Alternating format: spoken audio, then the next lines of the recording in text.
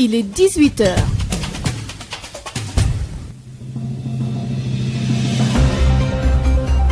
Mesdames et messieurs, bonsoir et merci d'être à l'écoute de Sen Radio à la une de cette édition. 53 personnes tuées par la Covid-19 entre lundi et vendredi au Sénégal. 1616 nouvelles contaminations en l'espace de 5 jours. Le nombre de patients sous traitement avoisine les 5000. La vitesse de propagation du virus inquiète et Thiès n'est pas épargnée. Le district reste dans la zone rouge. Le respect des gestes barrières banalisés dans la région alors que le CTE de Thiès déborde. La situation est critique. La gestion de la pandémie dans ce district décrié. À quelques jours du lancement de la campagne de vaccination contre la Covid-19, la perception des Sénégalais vis-à-vis du vaccin se précise. Le vaccin anti-Covid-19 comme solution face à cette pandémie ne fait pas encore l'unanimité. Risque de perturbation des examens de certification prévus au mois d'avril. Le collectif national des étudiants en sciences infirmières et obstétricales menace de paralyser le système. Les étudiants exigent l'application du système LMD. En France, un premier cas de réinfection grave par le variant sud-africain a été détecté. L'annonce a été faite ce vendredi par les hôpitaux de France. Le sport et l'économie complètent cette édition mise en onde par Alassane Ouad. Sud-Soir.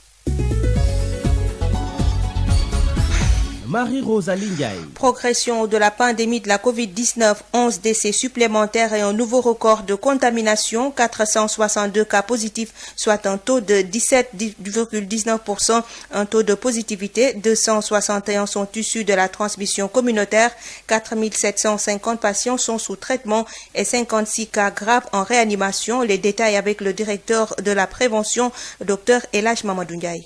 Sur 2688 tests réalisés, 462 sont revenus positifs, soit un taux de positivité de 17,19%. Les cas positifs sont répartis comme suit. Nous avons eu 201 cas contacts suivis par nos services, aucun cas importé au niveau de nos différentes portes d'entrée aériennes, maritimes et terrestres, et 261 cas issus de la transmission communautaire ont été répertoriés et répartis comme suit. Nous avons eu 24 dans la commune de Louga, 22 dans la commune de Mbour, 15 à Dakar Plateau, Kaolack et Mariste, 13 à Thiès, 11 à Rufisque, 8 à Keur Massar, 5 à Diamniadio, HLM, Grand Médine, Liberté 6 et Point E, 4 à la Médina, Ouakam, Pikine, Patte d'Oie, Salémata et Zac Mbao, 3 à Bargny, HLM Grand Yoff, Khombol, Mermoz, Ndofane, Scat Urbam, Sokone, Thiaroye et Yeumbeul, 2 à Cité Tako, Koki, Diourbel, Fatick, Guinguinéo, Liberté 3, Liberté 4, Linguère, Matam, Parcelles Assainies, Petit Mbao, Sangalkam, Sicap Baobab, Touba et Yara. 1 à Amitié 3, Bentali, Cambérène, Cité Asecna, Cité Komiko, Cité Gadaye, Colobane, Dara, Darou Mousti, Diamaguène, Dieuppeul, Fann Résidence, Gibraltar, Guédiawaye, Hann Bel-Air, Kaffrine, Kédougou, Keur Mbaye Fall, Keur Ndiaye Lo, Kolda, Koungheul, Maka Koulibantang, Mamel, Niary Tally, Ouest Foire, Podor, Popenguine, Richard Toll, Saint-Louis, Sakal, Sébikotane, Tambacounda, Vélingara et Yoff. 293 patients suivis ont été contrôlés négatifs et déclarés guéris. 56 cas graves sont pris en charge dans nos services de réanimation. 11 décès ont été enregistrés ce jeudi 11 février 2021. L'état de santé des autres patients hospitalisés est jugé stable. À ce jour, 30 376 cas ont été déclarés positifs, dont 24 890 cas guéris, 735 décédés et donc 4 750 patients sous traitement. 11 décès, 462 nouvelles contaminations ce vendredi, 53 personnes tuées entre lundi et vendredi et 1616 nouvelles contaminations. Thiès reste dans la zone rouge de la contamination. Depuis le 7 février, 265 cas communautaires sont recensés. La propagation est inquiétante dans le district. Le relâchement total dans le respect des mesures barrières accentue la propagation. Babacar Ndao. La situation de la Covid-19 plus que jamais inquiétante dans la région de Thiès en atteste les chiffres de cette semaine. Rien qu'entre le 7 et ce vendredi 12 février, 265 contaminations communautaires ont été dénombrées entre les 9 districts sanitaires de la région médicale de Thiès. Le district de Thiès, à lui seul, a dénombré 117 cas issus de la transmission communautaire avec le pic de 50 cas ce jeudi. Entre le 8 janvier et le 9 février, la région de Thiès a connu 57 décès de la Covid, en plus des 118 enregistrés entre mars et décembre 2020. Au total, la région de Thiès est à plus de 170 décès de la Covid-19 avec plus de 3000 patients déclarés positifs. Une deuxième vague plus meurtrière dans un contexte de relâchement total. Aucune initiative déterminante de la part du comité départemental de gestion des épidémies de Thiès. Les collectivités territoriales brillent par leur absence faute de mise en place des budgets, rétorquent-elles. Les tailleurs de Thiès courent toujours derrière le reliquat de 60 millions dus par la ville de Thiès pour commande de masques lors de la première phase. Le non-respect du protocole sanitaire est banalisé à Thiès. Les cérémonies familiales se tiennent de plus belle au vu et au su des forces de l'ordre, plus préoccupées peut-être par la traque contre les occupants de Mbourkat avec des séries d'arrestations. Les surcharges dans les bus Tata sont toujours d'actualité. Les terrains de sport pris d'assaut. Les horaires de fermeture des marchés non respectés. Le seul centre de traitement des épidémies ouvert à l'hôpital régional El Hadj Ahmadou Sakhir Ndiéguène de Thiès déborde. Les blouses blanches, faute de moyens, assistent malgré eux à la mort des malades de la Covid-19 à Thiès. Babacar Ndaw, Thiès, Sud FM. Les cas de contamination se multiplient à Mbour, une quarantaine de cas communautaires en 48 heures. Rien de surprenant, les gestes barrières ne sont pas du tout respectés. Le constat est amer dans le département où certains estiment que le vaccin est la solution pour freiner la pandémie. Une correspondance de Moustapha Sall.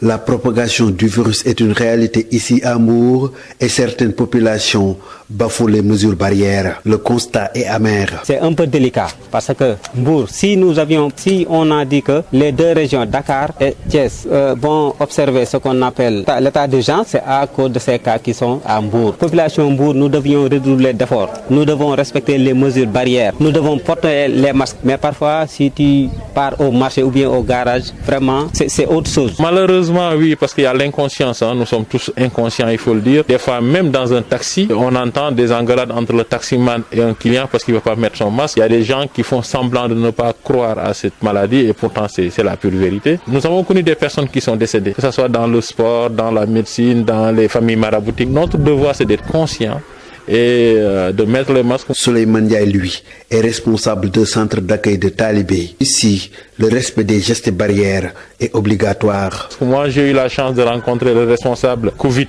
de Mbour parce qu'on a eu des cas suspects ici. Ça, c'est une révélation. Nous avons fermé une semaine parce qu'on a eu un bénévole qui est parti et qui a eu la Covid confirmée. Il fallait donc qu'on protège le personnel. Donc, on est parti demander conseil au docteur Fall. On a suivi les conseils. Ils ont refait leur test. Heureusement, donc tout le monde est négatif. Nos interlocuteurs estiment que seul le vaccin pourrait être la solution pour limiter la propagation. On est obligé de prendre ces vaccins-là psychologiquement parce que même si ces vaccins-là ne sont pas tout fiables, le fait de les prendre de manière psychologique, cela va faire quelque chose. J'invite tout le monde à prendre ces vaccins-là pour au moins le corona soit derrière nous. Mais vous savez, c'est compliqué. Mais sachez que nous connaissons le programme élargi de vaccination. On n'a jamais su quel genre de vaccin on donne à nos enfants. On fait confiance. Quand on voyage, il y a des voyages, on nous demande le vaccin. On se fait vacciner. On se fait vacciner pour voyager ou on se fait vacciner parce qu'on fait confiance au vaccin? On ne sait pas, mais on se fait vacciner. Donc moi, je pense que si les techniciens nous disent qu'il faut se faire vacciner, notre devoir, c'est d'avoir confiance en eux. En tout cas, moi, je fais partie de ces Sénégalais qui attendent le vaccin pour aller se faire vacciner. Malgré les restrictions, l'état d'urgence et le couvre-feu, Mbour continue d'enregistrer des cas communautaires de plus en plus. Plus d'une quarantaine de cas en 48 heures. Moustapha Sall, Mbour, Sud FM. Merci beaucoup Moustapha Sall à Mbour où les cas de contamination se multiplient, une quarantaine de cas communautaires en 48 heures dans le département. Le constat est amer. Certains estiment que le vaccin est la solution pour freiner la pandémie. En attendant le lancement de la campagne de vaccination, nous avons essayé de percer la perception des Sénégalais sur le vaccin. Sont-ils prêts à se faire injecter la dose? Ils sont tous partagés. C'est le constat fait dans ce reportage signé Abdoulaye Diop. Il est âgé d'une vingtaine d'années, cigarette à la bouche. Est-ce que l'âge est prêt à se faire vacciner? Voici sa réponse. Non, je ne vais pas me faire vacciner car je ne sais pas les effets secondaires. que cela peut me poser. Ce n'est pas rassurant. On parle de vaccin seulement, mais l'après, on n'en sait rien. Je ne suis pas rassuré, franchement. Des craintes qu'il partage avec Serigne Mbacké Diarra, il n'a pas du tout confiance. Non, Franchement parler, je ne suis pas prêt car il y a beaucoup de rumeurs sur tel est le bon, tel n'est pas le bon. Personnellement, je ne le ferai pas. Je n'ai pas confiance. Après quelques minutes de marche, nous avons croisé Mamadou Sarr, la cinquantaine, et il se dit prêt à se faire injecter et avance ses raisons. Moi, j'accepte de me faire vacciner parce que j'ai confiance. Quand on est malade, on pense plus à sa guérison qu'à autre chose. Donc, moi, je ne crois pas aux rumeurs. Donc, je me ferai vacciner. Le président de la République a demandé au gouvernement de prendre les dispositions pour le lancement de la campagne de vaccination. En attendant, il y a du pain sur la planche, faire accepter une majeure partie des citoyens le vaccin. Abdoulaye Diop, en attendant, les responsables du PEV se préparent pour pouvoir déployer le vaccin sur toute l'étendue du territoire dès son arrivée d'ici la fin du mois de février. Le système classique de vaccination sera utilisé. L'objectif est d'atteindre au moins des 90% des populations cibles prioritaires avec une bonne communication pour lever les craintes. Babacar Samb. 735 décès liés à la Covid-19 pour 30 376 cas diagnostiqués positifs. Face à cette évolution fulgurante et les effets sur l'économie, l'urgence, selon le chef de l'État, est d'accélérer les procédures afin de vacciner dans les meilleurs délais les cibles prioritaires. Les responsables du programme élargi de vaccination se préparent déjà pour déployer sur toute l'étendue du territoire le vaccin dès son arrivée d'ici la fin du mois de février. Dr Ousseynou Badiane est le coordonnateur du PEV. Effectivement, nous serons prêts pour pouvoir déployer le vaccin dès son arrivée d'ici la fin du mois de février. Pour la vaccination, c'est les systèmes classiques de vaccination qui va être utilisé. Donc, vous savez que le Sénégal a un système de vaccination qui est le programme élargi de vaccination, qui est fonctionnel, qui est performant et qui est présent partout sur l'ensemble du territoire avec des équipements, des agents formés et des outils pour la vaccination. Donc, c'est ce système-là qui va être utilisé pour vacciner les personnes qui seront ciblées. L'objectif, selon le coordonnateur, est d'arriver à vacciner au moins 90% des populations cibles. Oui, c'est clair qu'on a déjà fixé des cibles prioritaires.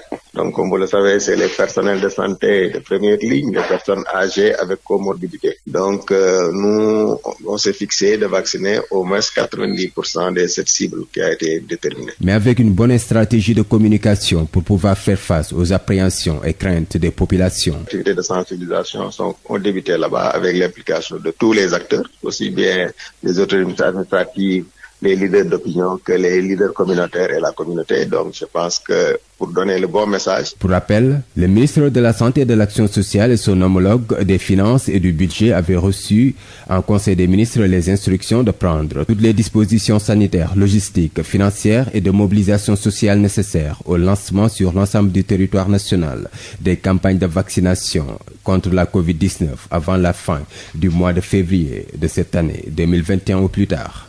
Le collectif national des étudiants en sciences infirmières et obstétricales du Sénégal exige l'application du système LMD qui leur permettra d'avoir un plan de carrière conformément à la directive de l'Organisation ouest-africaine de la santé. Ce curriculum de formation est appliqué dans tous les pays membres de la CEDEAO sauf au Sénégal.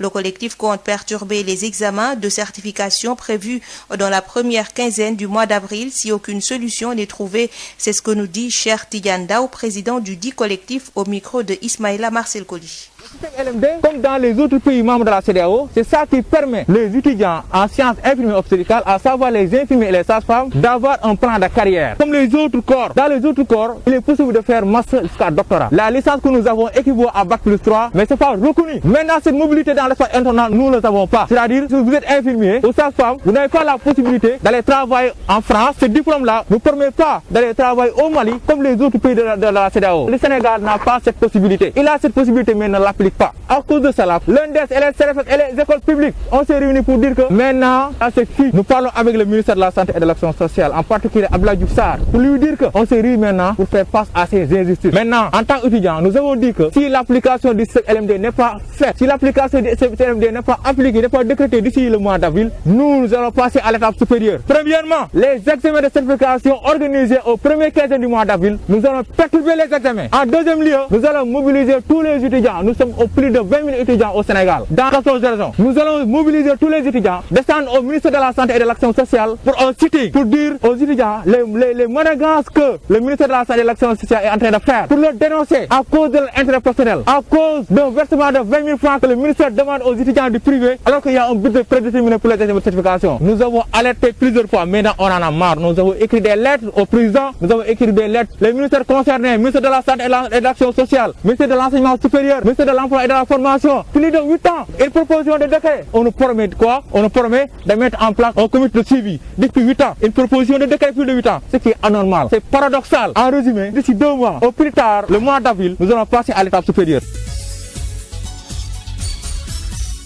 International. L'actualité internationale nous mène au Mali où le comité de suivi de l'accord a tenu finalement sa 43e session sur l'accord d'Alger ce jeudi 11 février à Kidal. Elle a vu la participation de la délégation malienne, la coordination des mouvements de l'Azawad ainsi que les partenaires du Mali. Le gouvernement malien assure que désormais le drapeau malien flotte sur Kidal. Un nouveau mouvement contre l'accord est né. Sori Ibrahim Maïga. Il a été question du processus de mise en œuvre de l'accord et ses points de litige. Les débats sur le sujet ont duré 2 heures. C'est une session ministérielle du comité de suivi de l'accord CSA, avec comme principal objet de discussion l'accord de paix d'Algérie, signé en 2015. Elle a réuni les représentants des 5 pays membres permanents du Conseil de sécurité de l'ONU, notamment les États-Unis et la Chine.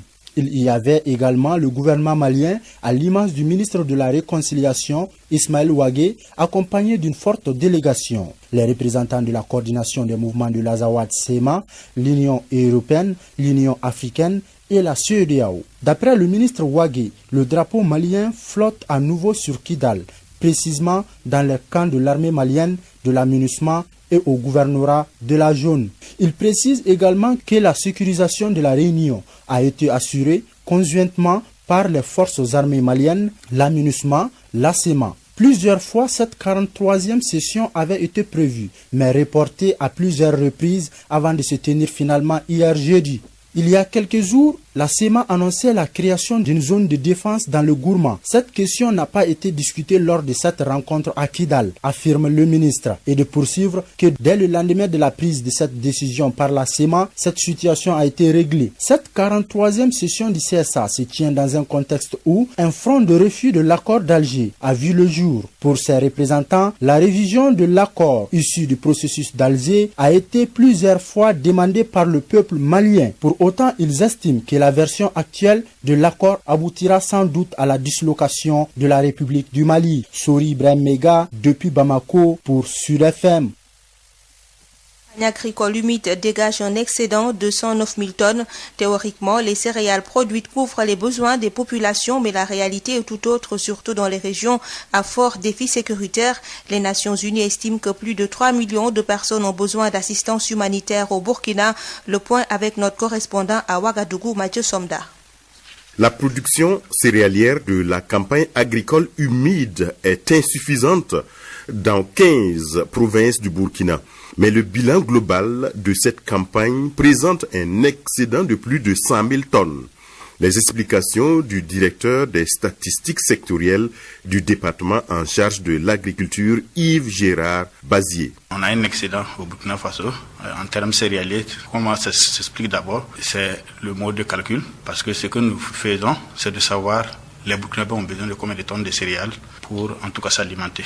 On compare effectivement ces besoins par rapport à ce qui a été produit. Donc c'est en comparant ces deux qu'on se rend compte qu'on dégage un excédent. Mais cela ne voudra pas dire que tout le monde a à manger. La preuve, dans la présentation des résultats, on dit globalement nous avons un excédent, mais attention, il y a des provinces qui sont déficitaires. Cette année, nous avons produit autour de 5 179 104 tonnes de céréales et les besoins des populations réelles s'élèvent à 4 476 192 tonnes. Selon le diagnostic des humanitaires, plus de 3 millions de personnes ont besoin d'assistance.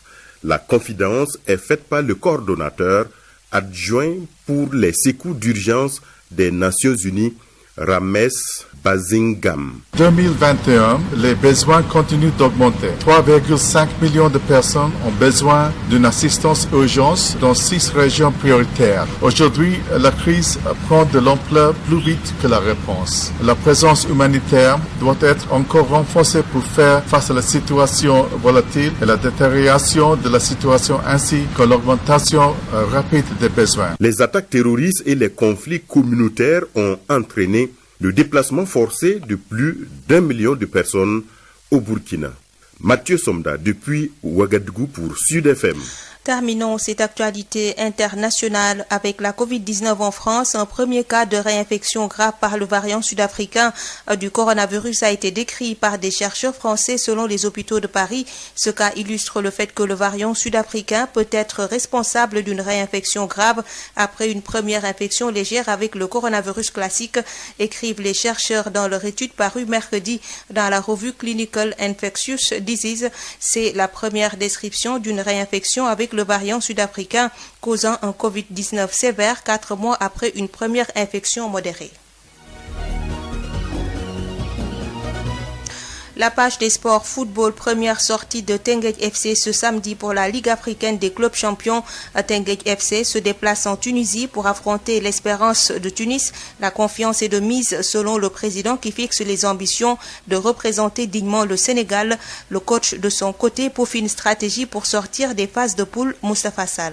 Le Teungueth FC joue son baptême de feu en Ligue africaine des champions. L'équipe rufisquoise se déplace en Tunisie pour affronter l'Espérance de Tunis ce samedi. La confiance est de mise, semble dire le président du club, Babacar Ndiaye. Bon, l'ambition c'est de faire bonne figure, c'est-à-dire comme je dis tous les matchs, on ne va pas sur un terrain pour dire on va se faire battre. On connaît leur puissance, on va les respecter. Je crois que parmi les 16 équipes, nous sommes les plus petits parce que c'est notre première Coupe d'Afrique, première phase de poule. Mais on fera honneur au Sénégal, on ne va pas y aller comme j'avais dit avant le Raja, en victime expiatoire. Les joueurs savent ce qu'ils doivent faire. C'est les phases de poule, je crois que c'est 6 matchs, pas sur un seul match. Vous pouvez perdre, aller, gagner le retour, sortir. C'est 50-50, c'est les deux premiers. On va être assez modeste, beaucoup plus d'humilité, beaucoup plus de travail encore et beaucoup plus de rigueur parce que Taïlé Gonometi, c'est là où tout le monde vous attend. Partout où vous allez, tout le monde attend. Il faut des stratégies pour sortir des phases de poule. Le coach Youssouf Dabo peaufine déjà le schéma. On sort d'un revers contre le Giraffe le week-end dernier. Donc il fallait aujourd'hui évacuer cette déception surtout. Cette frustration que on l'a réussi même si on n'a pas gagné ce qu'on voulait. C'est aussi une bonne chose de ne pas perdre aujourd'hui pour mieux préparer en tout cas le match de samedi à Tunis. Est-ce que vous avez des informations techniquement concernant l'adversaire? On a des matchs de l'adversaire. On est en train de suivre ce qu'ils font en championnat. Donc on les connaît. Maintenant vous êtes en phase de poule. Qu'est-ce qui sera déterminant contrairement aux éliminatoires directs? C'est un mini-championnat. Pas des matchs à éliminatoires directs. C'est un mini-championnat. Donc il faut savoir gérer les matchs. Qualifié pour la première fois à la phase de groupe de la Ligue africaine des champions, le représentant du Sénégal partage son groupe avec des équipes habituées de cette compétition. Il s'agit de son adversaire du jour, l'Espérance de Tunis, du Zamalek du Caire et du Maoulidia, un club d'Alger. Moustapha Salembour, Sud FM. En Coupe CAF pour le dernier tour de cadrage Platinum de Zimbabwe reçoit le Giraffe de Dakar. Le match est prévu dimanche. Les Sénégalais sont à Harare depuis jeudi. Ils sont bien arrivés après un long voyage. Tout se passe bien selon Amadou Diop Boybandi, membre de l'encadrement du Giraffe joint depuis Harare. Bon, le voyage a été long. On a su gérer ça parce qu'on a eu les expériences de ces voyages longs-là. Je pense que on est arrivé à Harare, on a été bien accueillis. Donc on est logé dans un bon hôtel et je pense que l'environnement est quiet. Donc ça nous permet de mieux se concentrer parce que dans ces genres de compétition, la concentration est prioritaire comme on dit. Donc là ça se passe très bien, l'ambiance est très bonne. et on continue notre concentration, notre travail parce que voilà, jusque-là, du côté de la logicielle, rien à signaler. Du côté aussi des séances d'entraînement, le terrain où on s'entraîne n'est pas loin de l'hôtel, c'est à 10 minutes. Et on est à 20 minutes du stade de la compétition. Donc, je pense que on a mis les gros moyens pour cette préparation-là. Je pense que voilà, on est fin prêt pour dimanche. Je pense que voilà, nous sommes conscients de ce qui nous attend, les jours en premier et l'encadrement technique aussi. Donc, nous saluons en passage notre cher président, qui n'a pas hésité à sortir les gros moyens pour mettre l'équipe dans d'excellentes conditions de compétition. Donc aujourd'hui, on est fin prêt. Il y a une très bonne ambiance dans le groupe et je pense que d'ici dimanche, sera prêt. Donc sur le plan technico-tactique, sur le plan physique et tout, il y a des signaux qui nous motivent. Pour cause de Coupe d'Afrique, les matchs d'Teungueth FC, Douane et Gorée Jaraaf comptant pour la 7e journée ont été reportés à une date ultérieure, une 7e journée qui débute demain avec Pikine Snaps. La suite dimanche, Ndiambour Diambar, Dakar Sacré-Cœur, Casa Sport, Stade de Mbour, Mbour Petite Côte, Génération Foot, Niary Tally. Pour le compte de la Ligue 2, voici le programme de la 7e journée demain samedi à Demba Diop Keur Madior, suite et fin dimanche, Uzo FJ Fatick, GFC Port, Linguère Africa Promo Foot, Diamono Fatick Thiès FC, Amitié FC Duc et Sonacos Renaissance. C'en est tout pour cette page des sports. Place au journal de l'économie avec Rapsa Elimanouane. La B6, Banque internationale pour le commerce et l'industrie du Sénégal. La B6, la banque d'un monde qui change, vous offre le journal de l'économie. Bonjour. Une baisse des rendements et des difficultés pour avoir de la main-d'œuvre, telles sont les principales difficultés auxquelles les femmes membres de la FPA, Fédération des périmètres autogérés, font face. À cause de la COVID-19, selon Natedjei, membre de la FPA, les propos de Natedjei sont traduits par Josette Kali.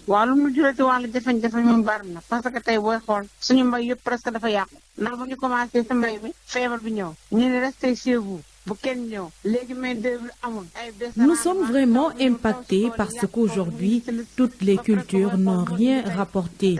La pandémie a causé un énorme manque de main-d'œuvre, ce qui a valu un retard dans la récolte, une baisse des rendements. À cela, s'est aussi ajouté les fortes pluies de l'hivernage passé. Vous voyez, on a même du mal à rembourser les LVA. Tout ceci découle de la COVID-19 et cette deuxième vague nous a presque mis à terre au moment où l'on prépare la campagne. Moi qui te parle, je n'ai même pas encore de main-d'œuvre parce qu'ils peinent tous à se déplacer à cause de la conjoncture et des mesures restrictives. Nous comptons respecter les mesures barrières et poursuivre nos activités. Puisque la maladie est encore là, il faut faire avec. Mais très sincèrement, toutes nos activités tournent au ralenti.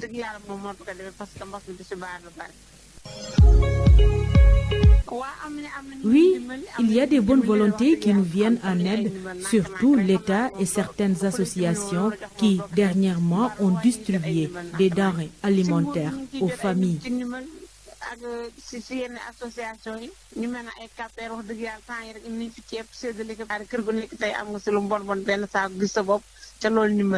Merci à Natedjei de la FPA. C'en est tout pour le journal de l'économie. Merci de votre fidélité.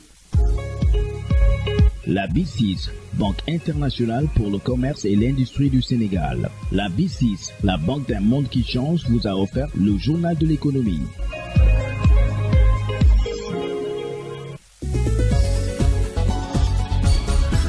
Marie-Rosalie Ndiaye. Mesdames et messieurs, c'est la fin de cette édition. Je vous rappelle les principaux titres développés.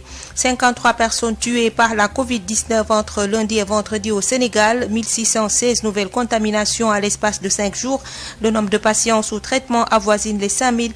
La vitesse de propagation du virus inquiète et Thiès n'est pas épargné. Le district reste dans la zone rouge. Le respect des gestes barrières banalisés dans la région alors que le CTE de Thiès déborde. La situation est critique et la gestion de la pandémie dans le district décriée. À quelques jours du lancement de la campagne de vaccination contre la Covid-19, la perception des Sénégalais vis-à-vis du vaccin se précise. Le vaccin anti-Covid comme solution face à cette pandémie ne fait pas encore l'unanimité. Risque de perturbation des examens de certification prévus au mois d'avril. Le collectif national des étudiants en sciences infirmières et obstétricales menace de paralyser le système. Les étudiants exigent l'application du système LMD. Excusez-moi. En France, un premier cas de réinfection grave par le variant sud-africain a été détecté. Le sport et l'économie ont complété cette édition mise en onde par Alassane Wade. Merci de nous avoir suivis. Tout de suite, le journal de la culture avec Babacar Sow, suivi de la chronique Sud Éducation.